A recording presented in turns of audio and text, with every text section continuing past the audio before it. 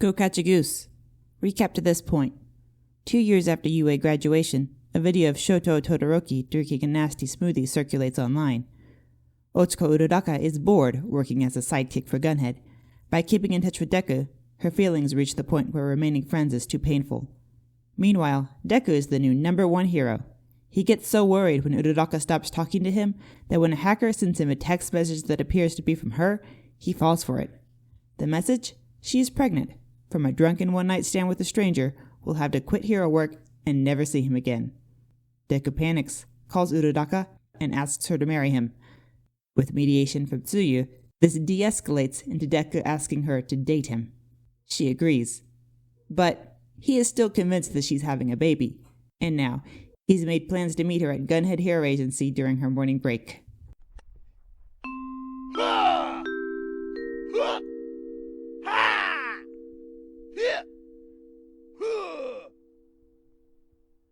Chapter 6. Deku bent at the knees.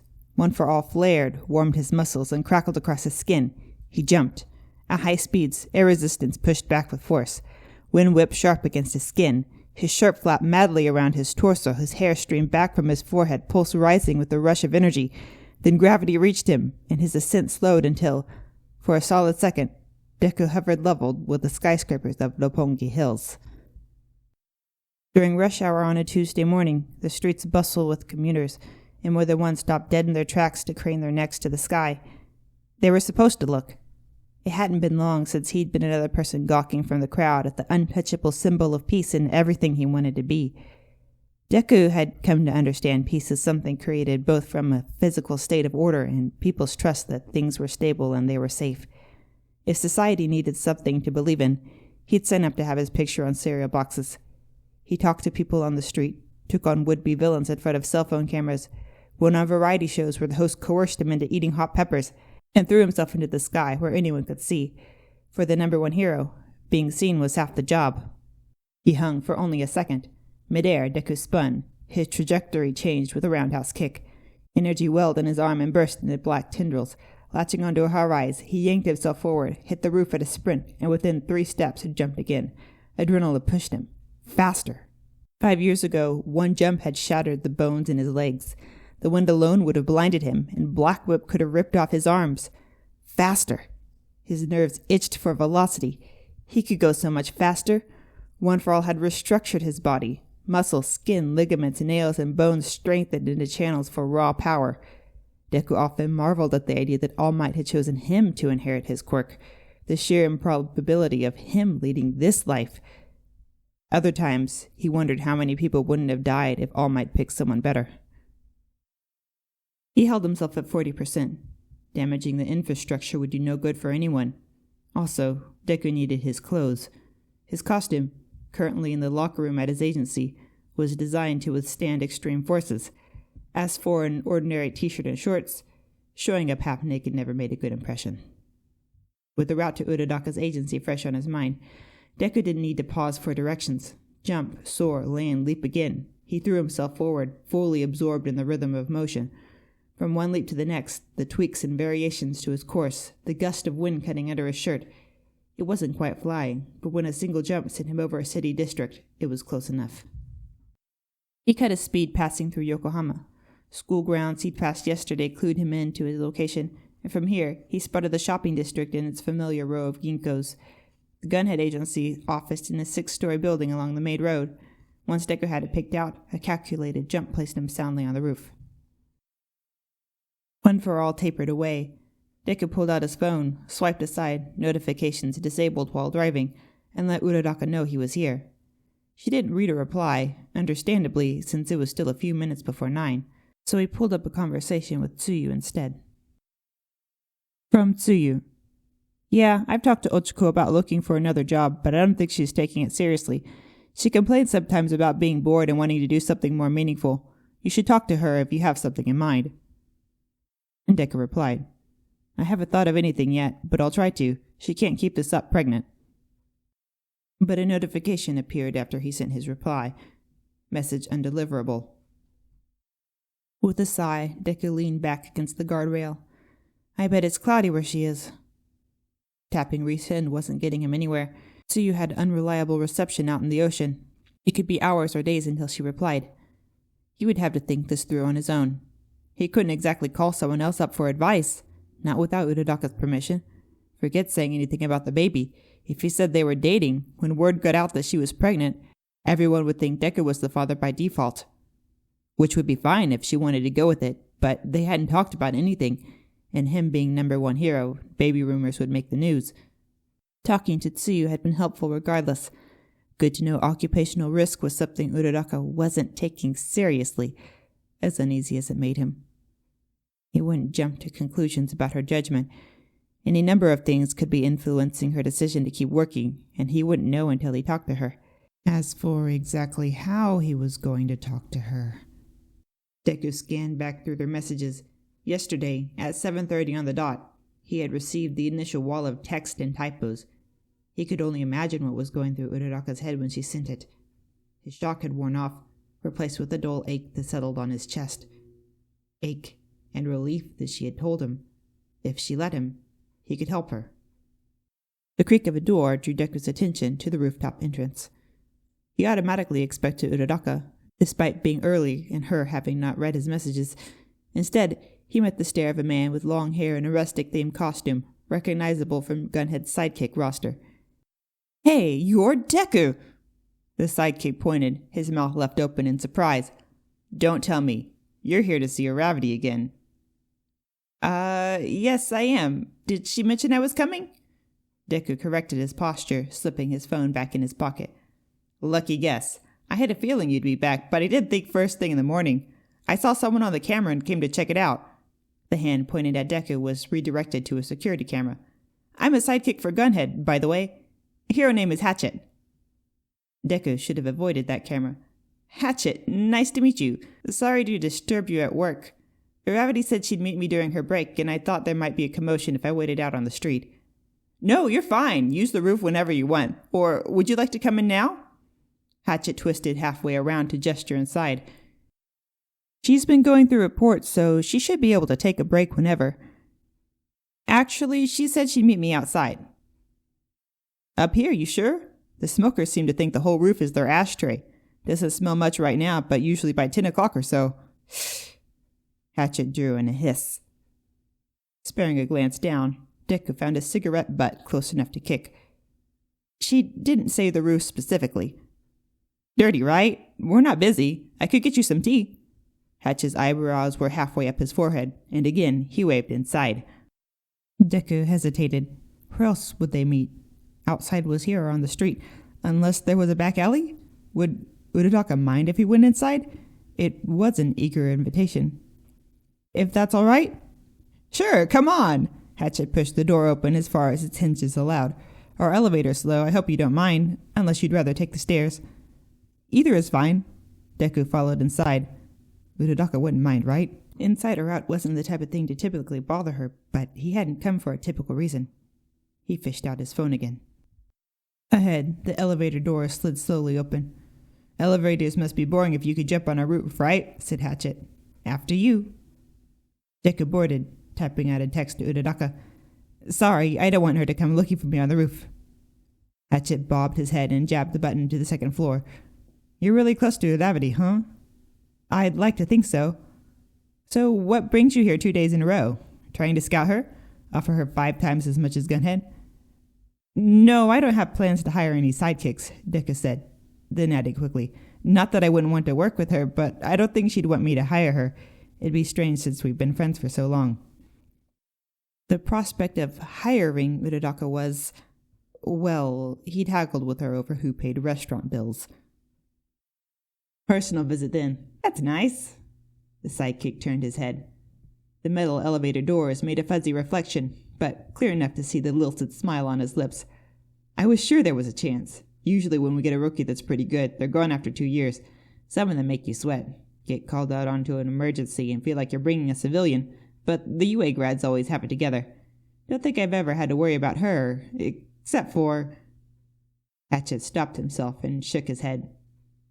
"Nah." Deku's brow tightened. "Except for..." Hatchet put a hand on the hip and cocked his head.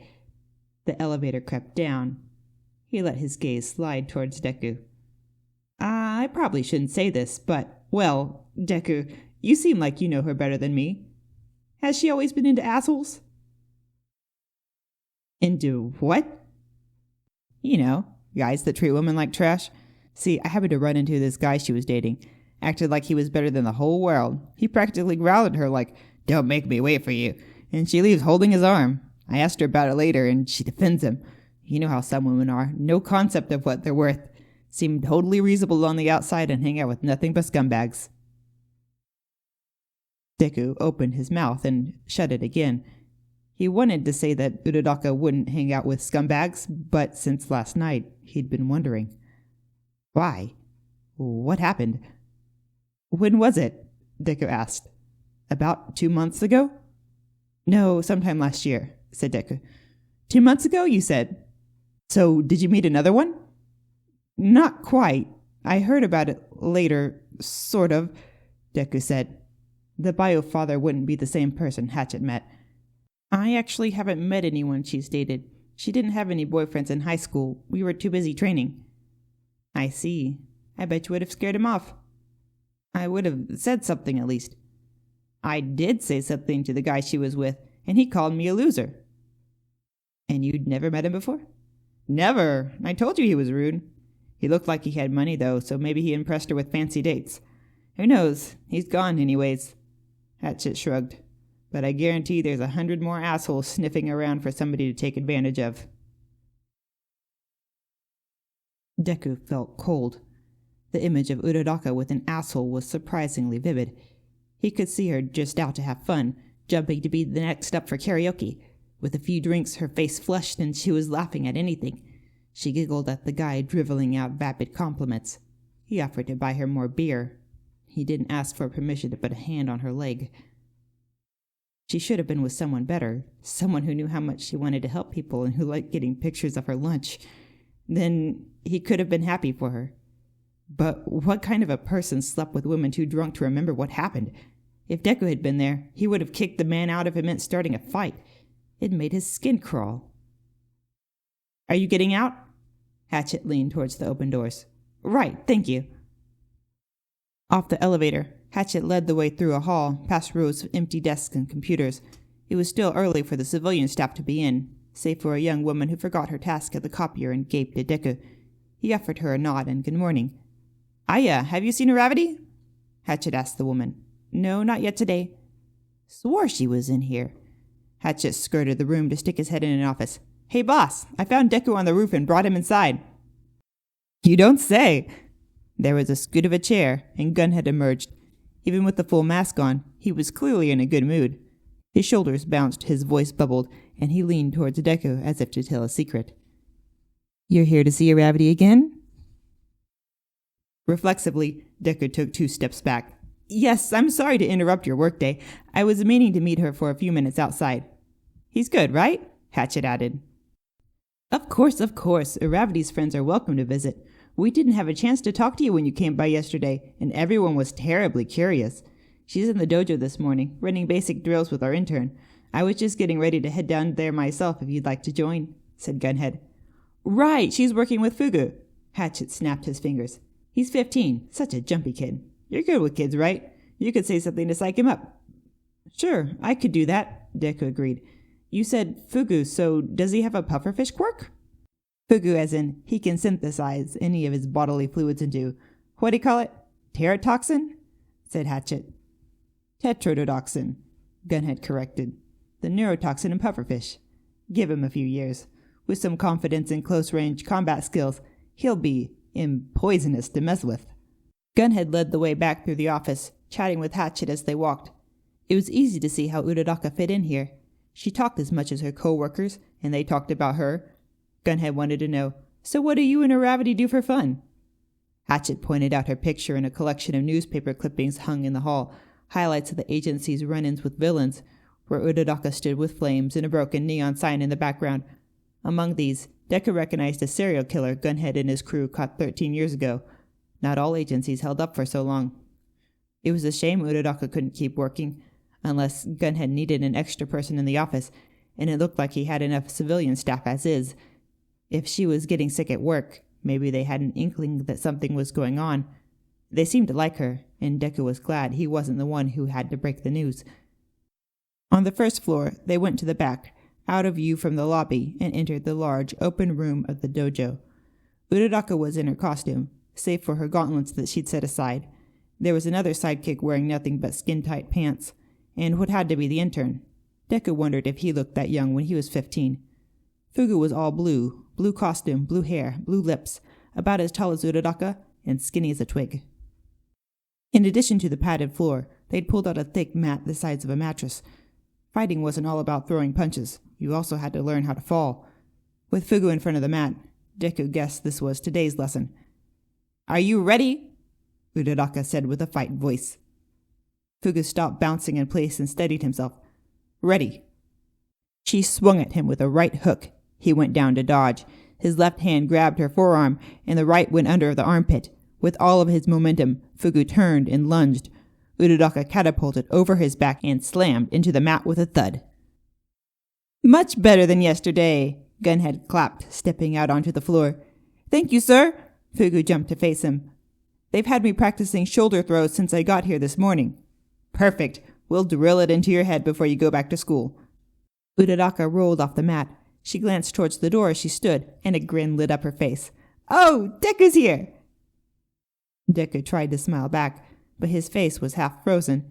He had read that light exercise was appropriate for pregnant women. No lifting heavy objects, starting new fitness regimes, or dangerous activities, but apparently Uraraka had been practicing judo throws, or rather letting a high school student toss her around all morning. "He's here to see you," Hatchet called out from behind Deku. "Yes, I know." Uraraka checked the clock on the wall. "You're too early, Deku." "I didn't want to be late," Deku said. He wasn't sure how his voice sounded. On one hand, it was early in her pregnancy. Daily practice was nothing compared to fieldwork. A villain would slam Uraraka into the pavement, not a mat. On the other hand, most villains were dealt with in minutes, not extended hours of practice. Was this what Tsuyu meant by not taking it seriously, completely ignoring her personal safety? Denial? She could lose the baby. "So Fugu," said Gunhead. The boy, locked onto Deku with wide blue eyes, jumped. "Yes?" "We've got an audience, but you're not done. Still half an hour before morning patrol. Zip, come over here so I can show him." Gunhead waved over the sidekick in tight pants. "You've got the momentum in, but you need to watch your feet or you'll lose your balance." Deku also checked the clock. 30 more minutes of training. Even if Uraraka hadn't been pregnant, a neurotoxin quirk was dangerous. 1 or 2 people died every year of pufferfish poisoning. Fugu glanced back and forth between Deku and Gunhead throwing Zip onto the mat. How well could the average 15-year-old control their quirk? Was the toxin in his sweat? In the moisture of his breath? Was the kid leaving residual amounts of poison on Uraraka's skin and clothes when he grabbed to throw her again and again? And what would it do to a developing child? Zip pushed himself off the mat and Gunhead said, "You think you can do that?" "Yes." Fugu nodded. "Now let's have you try again with the Uravity." Uraraka caught Deku's gaze, and like a candle whipped by a gust of wind, her smile went out. Her shoulders tightened. She rubbed a hand around her mouth and looked away. She knew this wasn't right. She had to. She'd been worrying about it all by herself. She didn't know what to do. Unless she was going to tell everyone she was pregnant, she didn't see a way out. Fugu wouldn't be able to throw Gunhead or Zip. They were both too big. Hatchet, maybe, but Uraraka was the perfect size. If she couldn't bring herself to get out of the situation, Deku would do it for her. But what? In front of her co-workers, her boss, and an intern. Uraraka put a smile back on and faced Fugu. "You ready?" Deku had to do something.